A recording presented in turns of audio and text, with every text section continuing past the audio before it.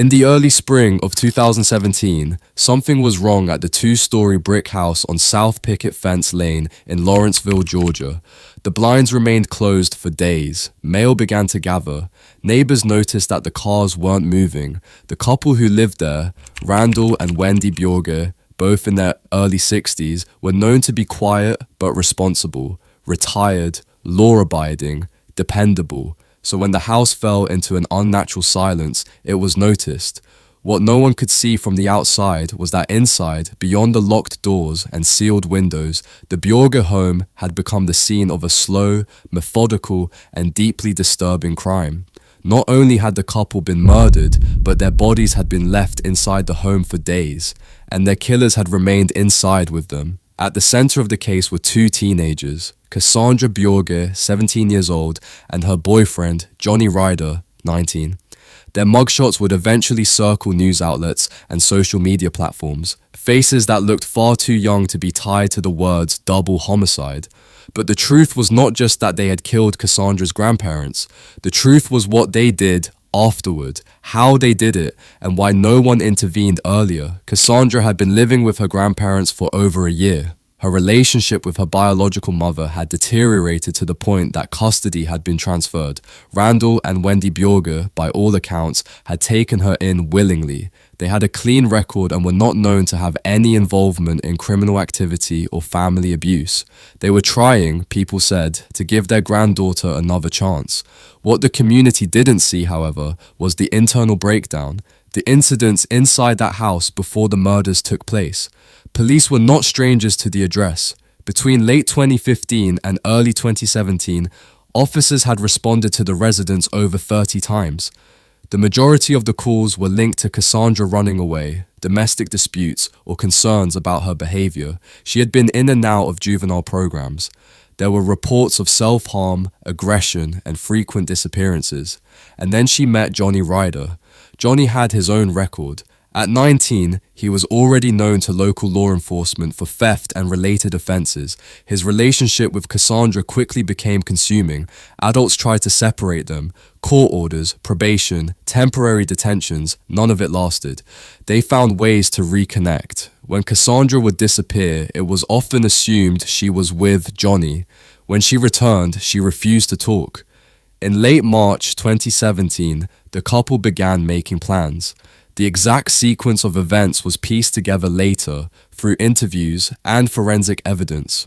What's known is that they decided on a night when they knew Randall and Wendy would be home. Cassandra still had a key. She waited with Johnny until the lights went out. Then they entered.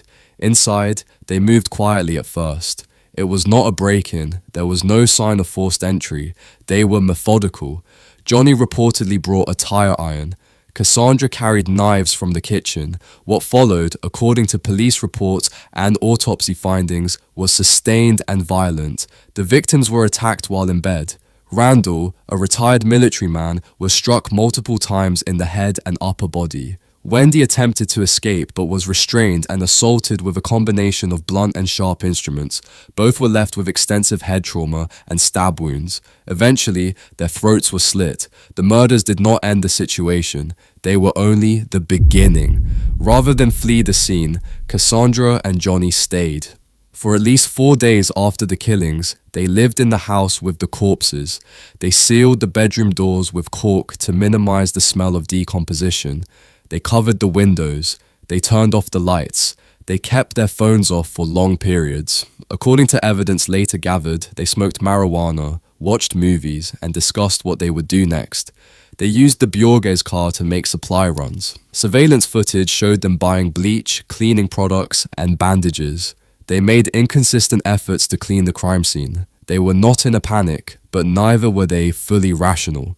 Friends of Johnny's sister later reported receiving strange messages and comments from him, including vague references to wanting to disappear.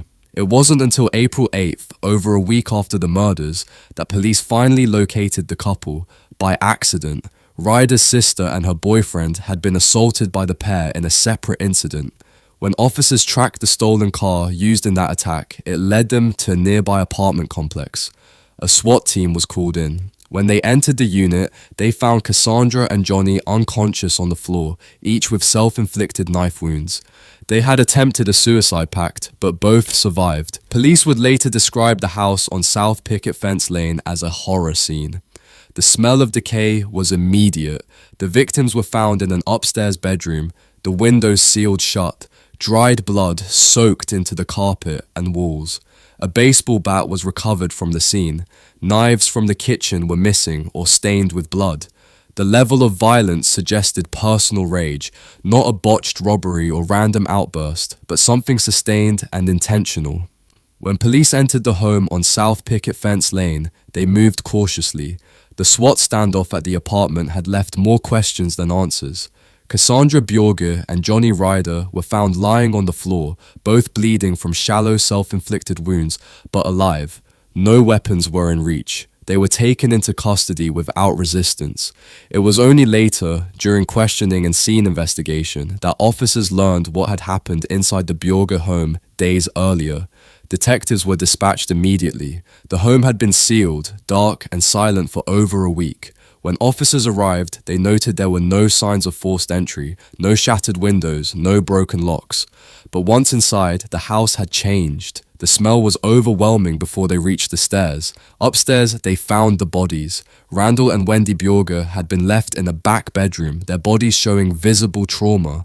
The room had been corked shut around the doorframe in a futile attempt to contain the odor. Police would later determine that the couple had been dead for over a week by the time they were discovered. The timeline made clear what the couple had done. They had lived with the corpses for days, coming and going, eating, sleeping, and continuing their relationship, while the bodies decomposed just a few feet away.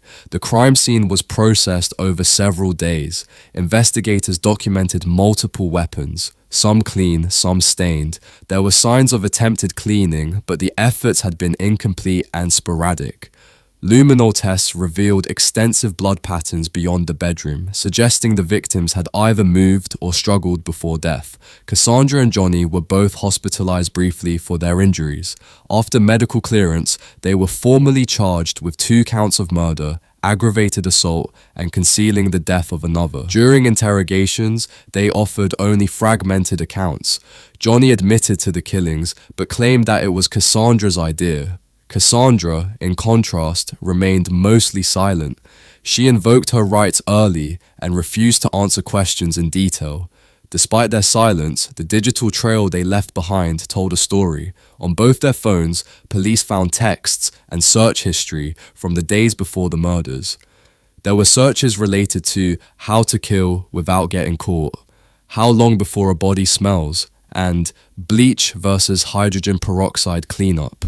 They had not simply snapped, there was clear intent, and they had attempted to plan their actions. In February 2018, in a brief hearing held in a Gwinnett County courtroom, the 2 defendants admitted to the murders. They were each sentenced to life in prison with the possibility of parole after 60 years.